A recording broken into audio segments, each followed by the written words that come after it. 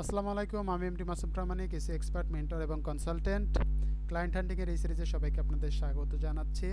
আজকে আমি আরেকটা ক্লায়েন্ট সম্পর্কে আলোচনা করব, যে ক্লায়েন্টটা খুবই রিসেন্ট, এই লাস্ট উইকের একটা ক্লায়েন্ট। দেখেন, ক্লায়েন্টটা বেসড অন অস্ট্রেলিয়ার একটা ক্লায়েন্ট এবং সে প্রায় 7,000-এর মতো পে করছে এবং সে প্রায় $9 মতো আওয়ারলি পে করছে। সে আমাকে রিচ করছে জানুয়ারি 6 তারিখে। সে এখানে বলতেছে, দেখেন যে, hi MD, we need urgent help, look after my client site. সে তার ওয়েবসাইটটা দিছে এবং বলতেছে যে তার এসইওর কাজের দরকার এবং উইকলি প্রোগ্রেস রিপোর্ট দরকার এবং অ্যাচিভমেন্টগুলো দরকার।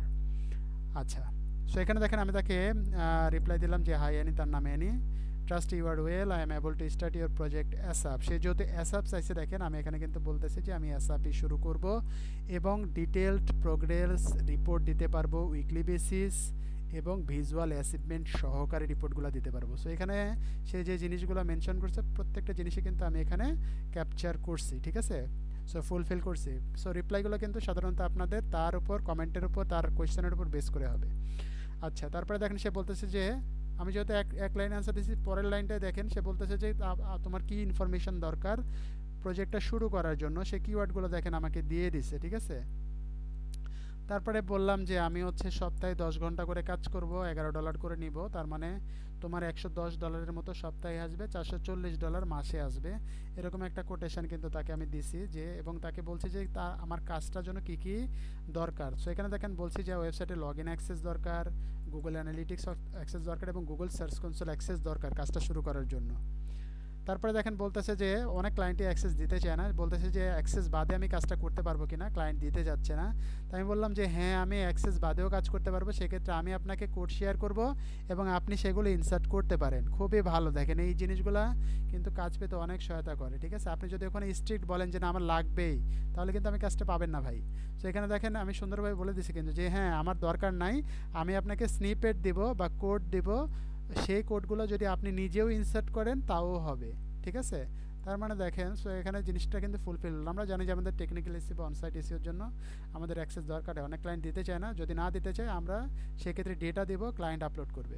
আচ্ছা, এটা আশা করি এখান থেকে ভালো কিছু আপনারা নিতে পারছেন। এরপরে দেখেন সে বলতেছে যে ওয়েবসাইটটা লিড পেজের ওয়েবসাইট, আমি এটাতে কাজ করতে পারবো কিনা এবং এটার ওয়েবসাইটের একটা অ্যাকশন প্ল্যান দরকার, ঠিক আছে, এসইও ইমপ্রুভ করার জন্য, ঠিক আছে? সো আমি তাকে বললাম যে এবং সে যেহেতু ওয়েবসাইটটা লিড পেজ দিয়ে করা, সে আসলে কনসার্ন ওয়েবসাইটের ডিজাইন লেআউট যদি চেঞ্জ হয়ে যায়। সো সেক্ষেত্রে আমি বললাম যে এটা আপনার ডিজাইন বা লেআউটের কোনো প্রবলেম হবে না, এটা জাস্ট কিছু এসইওর কোড স্নিপেট। তারপরে আমি বললাম যে আমি কাজটা করতে পারি, ওই যে সেই কথাটাই আবার বললাম যে লিড পেজের মধ্যে কাজ করতে পারবো কিনা। তো আমি বললাম যে হ্যাঁ, লিড পেজের মধ্যে কাজ করতে পারবো আমি। এরপরে আমাকে সে একটা প্ল্যান চাইলো, আমি তাকে একটা সামারি প্ল্যান দিছি। দেখেন ডিপ করি না এখানে, ডিপ যদি ক্লায়েন্ট চায়, ডিপ ক্লায়েন্ট করে, যদি বলে যে হ্যাঁ তুমি আমাকে ডিটেলস বলো, তখন আমি ডিটেলস বলবো, বাট ফার্স্টে সামারি দিই আমরা।